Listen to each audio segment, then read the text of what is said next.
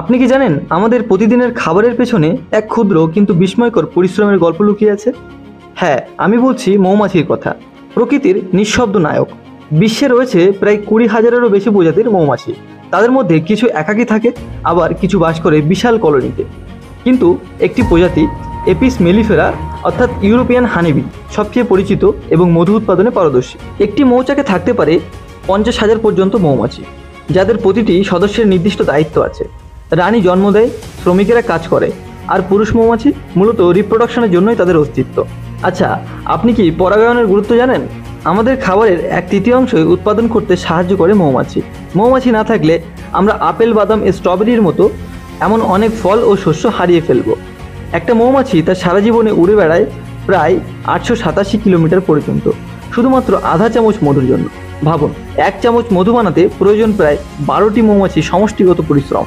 মৌমাছিরা নিজেদের ভাষায় কথা বলে, একে বলে ওয়াগেল ড্যান্স। নাচের মাধ্যমেই তারা অন্যদের জানায় কোথায় খাবার আছে, কত দূরে এবং কোন দিকে গেলে তা পাওয়া যাবে। ভাবুন, কি জটিল অথচ মজার যোগাযোগ ব্যবস্থা। তারা মধু সংরক্ষণের জন্য হেক্সাগন গঠন ব্যবহার করে, কারণ এটি সবচেয়ে কার্যকর জ্যামিতিক গঠন। কম পরিসরে সর্বোচ্চ মধু সংরক্ষণ করা যায়। প্রকৃতির এই গাণিতিক জ্ঞান সত্যিই বিস্ময়কর।